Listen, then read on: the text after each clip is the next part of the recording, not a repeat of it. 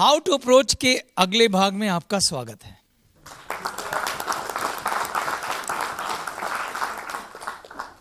इस भाग में मैं आपको यह बताना चाहता हूं कि लोग किस किस तरह के होते हैं। क्या सभी लोग एक जैसे होते हैं? जैसे आप हैं वैसे ही सब लोग हैं? ये सब अच्छे से जानते हैं कि भगवान ने सब लोगों को अलग अलग तरह का बनाया है ना? अलग अलग तरह का बनाया ना? लोगों को वैसे तो अगर मैं बांटने लगूंगा तो बहुत सारी कैटेगरी में बंट जाएंगे, पर लोगों को उनके बिहेवियर के आधार पर मैंने मोटे तौर से 4 तरह के लोगों में बांटा है। यह बात मैं आपको इसलिए सिखा रहा हूं ताकि आपको समझ में आए कि लोग किस किस तरह के होते हैं और जो व्यक्ति जिस तरह का है आपको उसको वैसे ही डील करना चाहिए। जैसे कि मैंने शुरुआत में कहा था कि मैं आपको कम्युनिकेशन स्किल सिखाना चाहता हूं। कम्युनिकेशन स्किल यानी बात करने का तरीका। बात करने में 2 लोग शामिल होंगे, एक आप और दूसरा व्यक्ति। आप दूसरे व्यक्ति से बात कैसी करेंगे इसके लिए जानना आवश्यक है कि दूसरा व्यक्ति किस तरह के प्रवृत्ति का है, किस तरह के व्यवहार वाला है, और अगर आप उसके साथ उसी हिसाब से बात करेंगे तो आप बातचीत कर पाएंगे। तो बातचीत करने की भी एक कला होती है जिसे हम कम्युनिकेशन स्किल कहते हैं, और जिस व्यक्ति की कम्युनिकेशन स्किल अच्छी होती है वो लगभग हर क्षेत्र में तरक्की करता है। इसीलिए मैंने इस पार्ट को इस क्लास के अंदर डाला है। तो मोटे तौर पर मैंने लोगों को 4 तरह के लोगों में बांटा है। पहले पार्ट में जो लोग आते हैं उनको मैंने बोला है खोजी। क्या बोला है? खोजी। ये कैसे लोग होते हैं? जब आप तरह तरह के लोगों से मिलेंगे तो उनमें से एक कैटेगरी ऐसी आती है लोगों की जो बड़े ही ज़्यादा एनालिटिकल होते हैं। एनालिटिकल मतलब जब आप उन्हें बिजनेस प्रेजेंटेशन दिखाएंगे तो वो आंकड़ों और तथ्यों की बात करेंगे, वो आपकी हर बात पे शक करेंगे, वो कहेंगे मैं गहराई से बिजनेस को समझना चाहता हूं, वो आपसे एक एक कैलकुलेशन पूछेंगे, वो बिजनेस प्लान को डिटेल में समझना चाहेंगे, वो आपकी हर बात पे सवाल करेंगे, वो विस्तार से सब कुछ जानना चाहते हैं। ऐसे लोगों को खोजी कहता हूं मैं। ये लोग तर्क के आधार पर फैसला लेते हैं। बहुत अच्छा ब्रेन इन लोगों का होता है, बहुत स्मार्ट लोग होते हैं। ये लोग आपको आसानी से हाँ नहीं कहते, लेकिन जब वो हाँ कहेंगे तो बहुत अच्छा बिजनेस करेंगे। लेकिन वो हाँ कब करेंगे? जब उनको उनके सवालों के तर्कपूर्ण जवाब मिलेंगे। क्या आप कभी ऐसे लोगों के क्रॉस आए हैं? मिले आपको ऐसे लोग? तो ये भी एक कैटेगरी है जो एग्जिस्ट करती है। आप में से कोई ऐसा व्यक्ति है? रेज द हैंड, जिसने बिजनेस शुरू करने से पहले वक्त लगाया हो, चीजों को समझा हो। प्लीज यहां बाहर आइए, निकल के इधर आइए। Very good. मिलिए खोजियों से। इन खोजियों के लिए तालियां होनी चाहिए।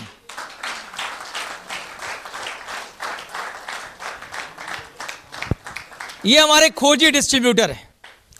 ऐसे लोग बहुत गहराई से जाके बिजनेस को समझते हैं, और जब ये शुरू करते हैं तो फिर इनका आत्मविश्वास भी बहुत ऊपर होता है, क्योंकि इन्होंने पूरे आंकड़ों पे काम किया होता है, पूरी कैलकुलेशन को समझा होता है, इनके खूब सारे सवाल होते हैं। अगर आप किसी खोजी को सेमिनार दिखाएंगे, पहले दिन वो हाँ कर दे इसके चांस बहुत कम है।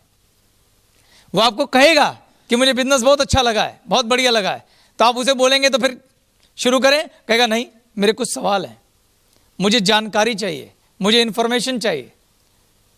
और अगर आपने पूरी निपुणता के साथ उनके सवालों के जवाब दिए, उनको सेटिस्फाई किया, ये वक्त लगा सकते हैं 3 दिन, 4 दिन, 10 दिन, 15 दिन, कभी 1 महीना भी, फिर ये आपको यस कहेंगे। क्लियर है? तो अगर कोई आपसे सवाल पूछता है, ये अच्छी बात है खराब बात है? अच्छी बात है। इसका मतलब उसका आप में इंटरेस्ट है। तो जब आप ऐसे लोगों के अक्रॉस आते हैं जो आपसे सवाल पूछते हैं, तो ये एक पॉजिटिव साइन है। दैट मीन्स वो बिजनेस में इंटरेस्ट ले रहे हैं। तो इन बातों से इरिटेट नहीं होना, आपको समझ जाना चाहिए ये खोजी व्यक्ति हैं और इनको कैसे डील करना है। हमें, अगर आपको सवालों के जवाब नहीं पता, इनको झूठ पटांग मत बोलिए, गलत इंफॉर्मेशन मत दीजिए। अपने सीनियर से मदद लीजिए, एक्सपर्ट को बुलाइए, चाहे वो प्रोडक्ट हो या बिजनेस प्लान हो, इनको पूरी जानकारी दीजिए। ठीक है। अब खोजियों को इनवाइट कैसे किया जाता है? अगर मैं अपनी वार्म मार्केट और हॉट मार्केट में अगर झांक रहा हूं और वो लोगों को मैं अच्छे से जानता हूं, तो क्या मैं जज कर सकता हूं कि उनमें खोजी कौन होगा? जज कर सकता हूं ना, क्योंकि अपने जीवन में वो ऐसे ही हैं। वो हर बात पे एनालिसिस करते हैं, हर बात की गहराई में जाते हैं। तो जो आपकी लिस्ट में खोजी हैं, उनको इनवाइट करने का तरीका क्या हो सकता है? मैंने आपको वो सिंपल फार्मूला दिया था। क्या? पहला तो मैं जल्दी में हूं, और दूसरा क्या था? तारीफ। और तारीफ कैसे करनी है? मेरे लिए इसमें क्या है और मैं क्यों। तो अगर कोई खोजी है तो उसका मैं क्यों का अगर जवाब देना हो तो हम उसे क्या बोलेंगे? हाय संजय, कैसे हो यार? देख, मैं तेरी एक बात का बहुत कायल हूं कि जब भी तू कोई फैसला लेता है ना, तो बड़ा तर्कपूर्ण फैसला लेता है, उसकी गहराई में जाता है, उसकी छानबीन करता है, पूरी कैलकुलेशन करता है।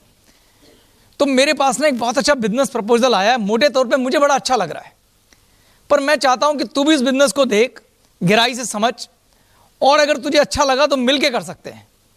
तो जब उसको आप उसकी वो तारीफ देंगे जो उसे चाहिए, और वो जानता है कि मैं ऐसा हूं, तो ये वैसा ही है जैसे आपने उसकी प्लेट में गरम गरम हलवा दे दिया।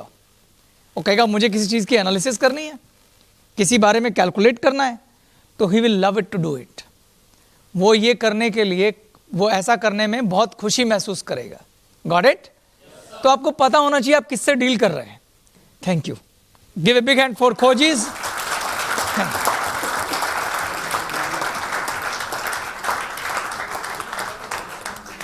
अब दूसरी कैटेगरी है, उसका नाम है मोजी, मौज करने वाले। मोजी लोग कौन होते हैं? खोजी फैसला लेता है तर्क के आधार पर। कैसे फैसला लेता है? तर्क के आधार पर। लेकिन मोजी फैसला लेता है दिल से। कहां से लेता है? मोजी आपसे ज्यादा सवाल नहीं करेगा। मोजी को पसंद होती है party, fun, enjoyment, music, fashion, हंसी मजाक। वो आपको किसी भी महफिल में जो सबसे जोर से आवाज से बात करके हंस रहा होगा, खिलखिला रहा होगा, समझ लेना मोजी है। मोजी को अगर आप लंबी चाड़ी क्लास में बिठा दोगे 2 घंटे की, वो सो जाएगा। ओके, कहां बिठा दिया यार? ठीक है। और मोजी को अगर आप ज्यादा आंकड़े देने की कोशिश करोगे, वो भाग जाएगा। खोजी को आंकड़े चाहिए, मोजी को अगर आपने ज्यादा लंबी चौड़ी कैलकुलेशन दिखाई कि भाई साइड करिए, बता कितने पैसे मिलेंगे, मोटी मोटी बात करेगा वो आपसे। और अगर उसे आपकी महफिल पसंद नहीं आएगी, वो वहां से भाग जाएगा। मोजी को पैसे चाहिए, लेकिन उससे पहले उसे माहौल चाहिए। अगर माहौल नीरस होगा, उदासी भरा होगा, एनर्जी नहीं होगी, वो कभी काम नहीं कर सकता। अगर मोजी के साथ आपने हर पल हर वक्त उसे क्लास में बिठा के पाठ पढ़ाया, तो वो भाग जाएगा। वो दिल से काम करता है। कौन? मोजी। आप में से कुछ मोजी हैं? हाथ खड़ा करो और यहां आ जाओ।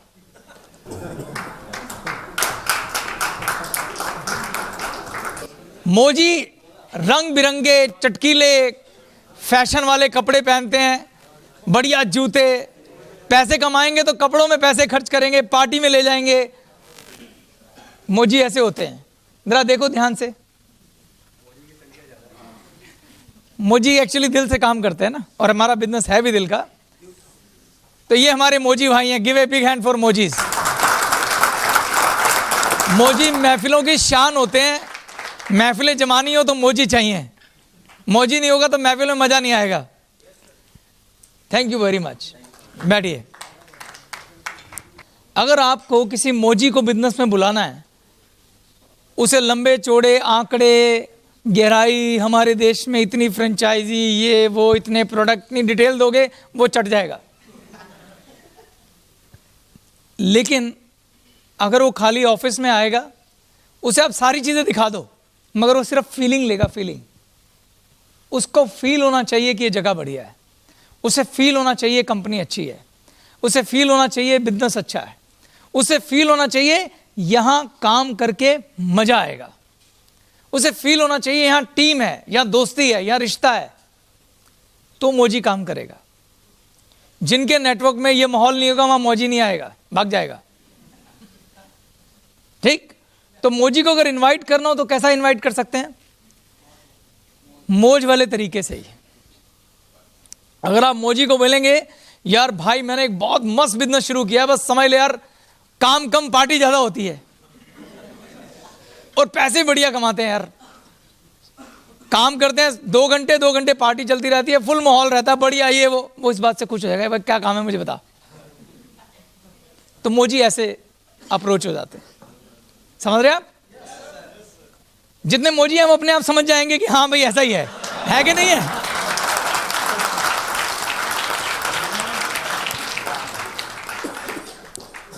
उन्हें पैसा चाहिए लेकिन उससे पहले मौज चाहिए। अगर मौज की कॉस्ट पे पैसा है तो पैसा नहीं चाहिए।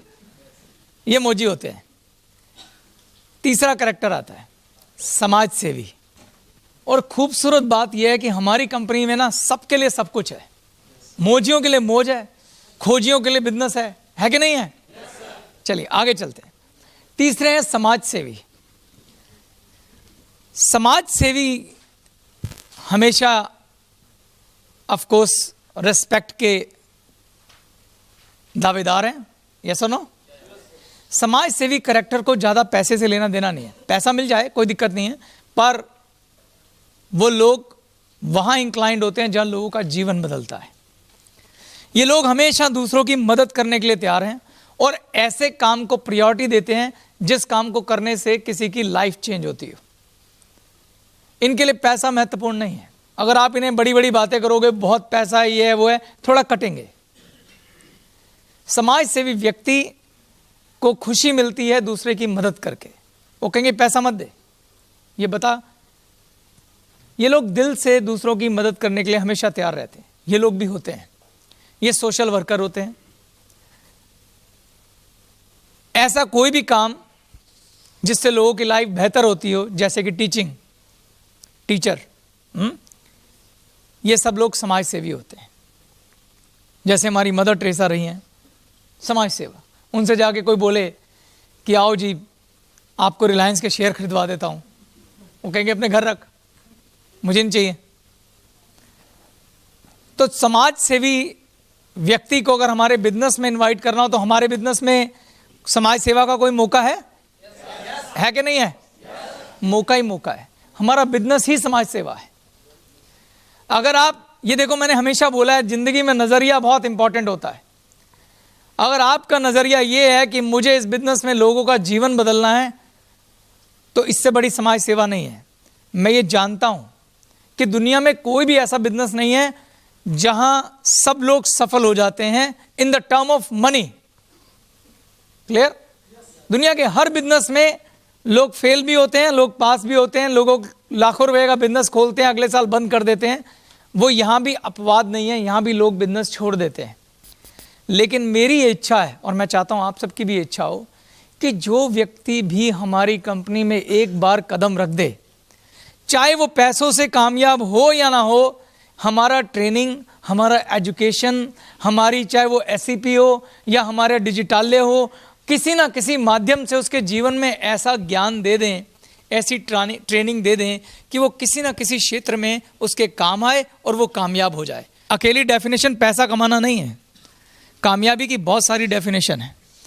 अगर हमने किसी को शिक्षित कर दिया और वो किसी और फील्ड में कामयाब हो गया, वो भी कामयाबी है। अगर हमने किसी को शिक्षित किया जिसका मनोबल नीचे था, आज मनोबल ऊंचा हो गया, वो भी कामयाबी है। गलत कह रहा हूं?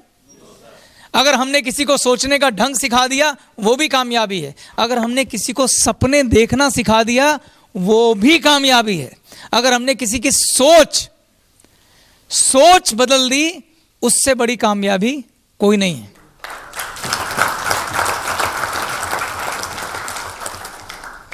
तो अगर आप ऐसे लोगों से मिलते हैं जो समाज सेवी हैं, उनके लिए भी हमारी कंपनी में करने के लिए बहुत कुछ है। डिजिटालय है, SCP है, ट्रेनिंग प्रोग्राम है।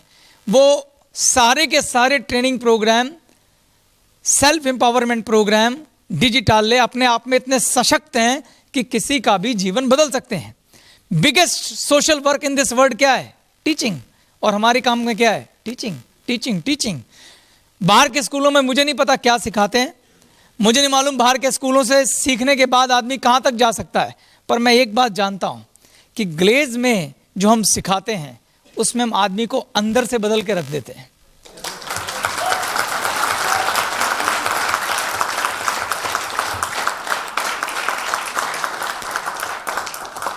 तो तीसरी कैटेगरी कौन है? समाज सेवी। क्या हमारे बीच में कोई समाज सेवी भी बैठे? प्लीज आगे आइए, आपका स्वागत है। आप कंपनी के किसी समाज सेवा वाले कार्यक्रम से जुड़े हुए हैं? आप में से कोई हाथ खड़ा करो। ये देखो, मैंने कहा था ना आपसे, वो ढूंढ लेंगे रास्ता। जो समाज सेवी होगा वो अपने आप रास्ता ढूंढेगा। वो कंपनी में वही कर रहा है जो करने के लिए आए हैं। Welcome, very good. वैसे तो आप सब समाज सेवी हैं क्योंकि आप ट्रेनर हैं। आप सबके लिए big hand. Thank you very much. Please बैठिए। सरबजीत समाज सेवी के ऊपर एक अप्रोच बताना चाहते हैं। वैसे आपके हाथ में अभी एक कागज है, आपने चारों चीजें पढ़ी हैं जो चेतन सर ने लिखी हुई हैं। कौन कौन सी हैं? है ना? ये चारों चीजों को अगर आप इकट्ठा कर दें तो एक नाम बनता है और वो नाम है चेतन हांडा।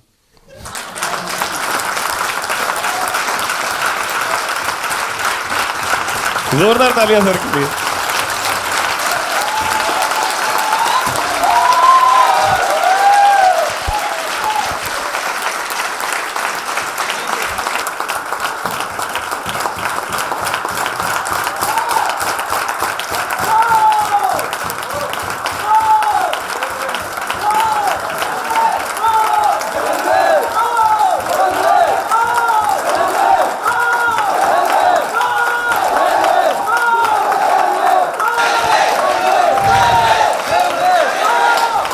Thank you very much, thank you.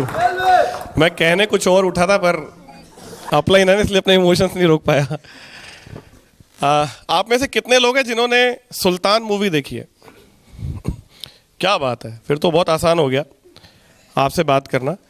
अच्छा, मेरी एक आदत है, मैं मूवीज जब देखता हूँ ना तो ज़्यादा बारीकी से देखता हूँ। तो आप में से कितने लोगों को शौक है मूवी को बारीकी से देखने का? तो फिर आपको, अरे वाह, सारे ही हीरो बैठे हैं यहाँ तो। सुल्तान को उस मूवी के अंदर एक बंदा अप्रोच करने के लिए आता है, रेसलिंग के लिए, कुश्ती के लिए। आकाश, क्या बात है। जब वो अप्रोच करने के लिए आता है तो वो उसकी पहली अप्रोच क्या होती है ना? कहता है कुछ ले दे के कर लेंगे, है ना? तो वो कहता है अगर आप उनके बेटे नहीं होते तो आ गया। तुझे ये नहीं समझ में, मतलब तू ये समझ नहीं पाता मैं तेरे को कहाँ का लेता और देता, है ना? जब वो पैसे की बात कर रहा था, अप्रोच की, तो फिर उसको ये समझ में आया कि मैं जिस आदमी से बात कर रहा हूं वो महत्वाकांक्षी नहीं है, ना ही वो खोजी है, ना ही वो मोजी है। वो क्या है? फिर उसने दोबारा क्या अप्रोच की? उसको क्या खोलना था? उसके बच्चे की जो है मौत हो जाती है क्योंकि उसे ब्लड नहीं मिल पाता टाइम पर, है ना? तो उसकी लाइफ में टारगेट क्या होता है? तो फिर वो उसे उसी चीज के ऊपर अप्रोच करता है दोबारा से, और फिर सुल्तान अप्रोच हो जाता है ना? तो आप समझ पा रहे हो बात को?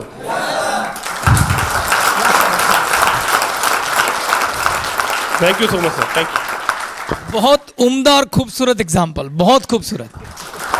यही क्रक्स है। 2 सवाल मेरे लिए इसमें क्या है और मैं क्यों? सुल्तान को दोनों सवाल के जवाब मिले और वो आ गया। और मैं अलग अलग पर्सनैलिटी बता रहा हूं, वो इसलिए बता रहा हूं क्योंकि आपको समझ में आए कि जो समाज सेवी है उसे महत्वाकांक्षी वाली अप्रोच मत कर देना, जो खोजी है उसे मोजी मत समझ लेना, और जो मोजी है उसे खोजी वाली बात मत कह देना। क्लियर है ना?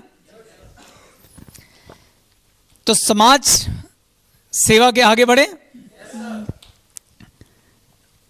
चौथा और आखिरी करेक्टर है महत्वाकांक्षी। महत्वाकांक्षी कौन होता है? महत्वाकांक्षी थे Jamshed ji Tata, entrepreneurs, business owners, tiger की आंख, उन्हें बोलते हैं महत्वाकांक्षी। जो लाइफ में बड़े सपने देख सकते हैं और उनको करते भी हैं। तो जो अच्छे बिजनेस चला रहे हैं जनरली वो महत्वाकांक्षी हैं। उनको टाइगर की आंख का मतलब एक ही बात समझ में आती है, धंधा पैसा, और वो टू द पॉइंट बात करना चाहते हैं। महत्वाकांक्षी लोग टाइम के बड़े वो होते हैं, अगर आपने उन्हें ज्यादा डिटेल देने की कोशिश की तो सुनेंगे नहीं। वो कहेंगे पहली बात पहले कर, बाद वाली बात बाद में कर। जैसे ही बैठा पहले ये बता मुझे क्या मिलने वाला है, पहले गोल बता, उसके बाद सुनूंगा। अगर आपने पहले भूमिका बांधी, एक बहुत बड़ी कंपनी है, उसके बहुत सारे प्रोडक्ट है, कहेगा छोड़ ये बता करने क्या आया है, वो ऐसे बात करेंगे। वो आप उन्हें अगर 2 घंटे की प्रेजेंटेशन देंगे वो सुन नहीं पाएंगे, वो कहेंगे आधे घंटे में बता क्या करना है। तो उन्हें पहले बताना पड़ेगा कि वाई आई एम हेयर। उनसे बात ही ऐसे शुरू करनी पड़ती है। यानी कि अगर कोई महत्वाकांक्षी व्यक्ति है जो बहुत एम्बिशियस है, एंटरप्रेन्योर है, सीरियस आदमी है, वो आपका बिजनेस देखते थोड़ी देर में ही समझ जाएगा कि इसके अंदर कितना पोटेंशियल और मैं क्या कमा सकता हूं। टाइगर की आंख बोलते हैं उनको। अगर बिजनेस जैसे उन्होंने देखा, आपसे ज्यादा सवाल नहीं करेंगे खोजी की तरह, उनको फटाफट समझ आ जाएगा क्या है और फटाफट फैसला लेंगे, टाइम वेस्ट नहीं करेंगे, धमाके करेंगे धमाके। ऐसे लोग लंबी लंबी प्रेजेंटेशन नहीं सुनते। यानी अगर ऐसे लोगों को मुझे अप्रोच करना है तो कुछ मुझे इस तरह की बात करनी पड़ेगी कि यार एक बहुत शानदार बिजनेस प्रपोजल है मेरे पास। अगर मैं ये बोलूं कि जो तेरा करंट बिजनेस है उससे आधी इन्वेस्टमेंट है और इनकम कम से कम 4 गुना ज्यादा है, बोल क्या कहता है? बहुत शानदार काम है, मिलके करेंगे। इतनी सी बात चाहिए उनको। क्या वो सीधा बोलेगा काम क्या है, वो फालतू बात नहीं करेगा क्योंकि बिजनेसमैन है। बोलेगा काम क्या है, कहूँगा मिल फिर बताता हूँ। कहा यहीं बताना, क्या ऐसे नहीं होता यार, तो शाम को मिल फिर बताता हूँ। बस इतनी सी अप्रोच चाहिए उनको, क्योंकि ऐसे लोग बिजनेस अपॉर्चुनिटी के भूखे होते हैं, ओपन होते हैं। उनको कहानियां नहीं चाहिए, सीधी बात चाहिए। स्प्राइट वाले हैं, सीधी बात। वो महत्वाकांक्षी हैं। जो व्यक्ति किसी भी बात के लिए ओपन होता है, सुनना चाहता है, जो रेजिस्टेंस पैदा नहीं करता, जो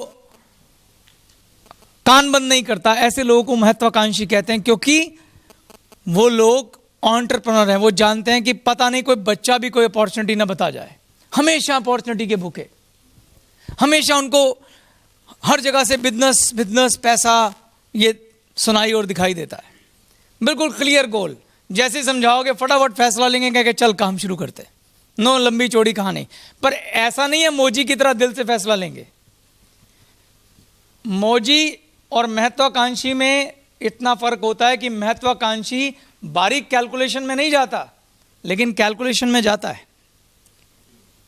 उसकी आंख ऐसी होती है, वो समझ जाता है बिजनेस कहां ले जाएगा, बहुत जल्दी फैसला लेता है, एंटरप्रेन्योर है। क्लियर है? आप में कोई है महत्वाकांक्षी? Raise the hand, please come, please come.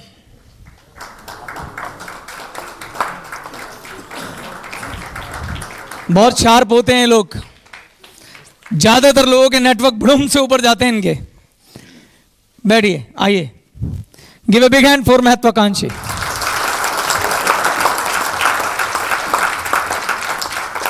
Please sit down, thank you. अब सवाल ये कि क्या ये 4 तरह के लोग होते हैं? बहुत तरह के लोग होते हैं, पर ये मोटे मोटे 4 करैक्टर हैं। कुछ लोगों में इन करैक्टर का मिक्सचर भी हो सकता है।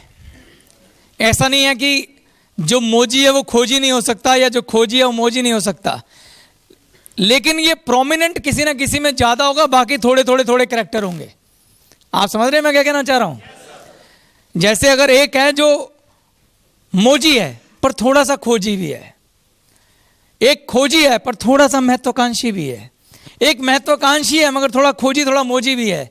जैसे सरबजीत ने बोला मेरे में 4 करैक्टर है, मैं ऐसा नहीं मानता मेरे में 4 हैं, पर थोड़े थोड़े हो सकते हैं। बताने के पीछे आइडिया क्या है कि आपको मोटा मोटा अंदाजा लगे कि ये व्यक्ति किस प्रवृत्ति का है और इससे किस प्रकार से डील करना चाहिए, इसको क्या ऑफर करना चाहिए, इससे बात कैसी करनी चाहिए, अगर इसके सवाल हैं तो उन्हें कैसे हैंडल करना चाहिए, किस व्यक्ति को इसे डील करना चाहिए। तो इसलिए मैंने आपको समझाया कि हर प्रकार के लोग आपके आसपास हैं, सबको एक चश्मे से नहीं देखना है। आप कौन है? बिजनेसमैन। और बिजनेसमैन अपने बिजनेस को बढ़ाने के लिए वो सब करता है जो उसे करना चाहिए, एथिकली, ठीक है, आदर्श के ऊपर रहते हुए। हमारा बिजनेस लोगों का बिजनेस है, चारों तरफ कस्टमर हैं। आज हर कंपनी कस्टमर बिहेवियर के ऊपर दुनिया भर की रिसर्च करती है। आपके आगे या तो डिस्ट्रीब्यूटर हैं या कस्टमर हैं। मैंने मोटे तौर पे आपको उनका बिहेवियर बताया और मैंने शुरू में कहा था understand the need of customer. आपको कस्टमर की नीड समझ के काम करना है। तो ये वाली जो थ्योरी है जो मैंने आपको बताई है, ये आपको कस्टमर को समझने में मदद करेगी। क्लियर है? इसके साथ मैं ये पार्ट खत्म करता हूं और फिर हम अगले पार्ट पे जाएंगे। Thank you very much.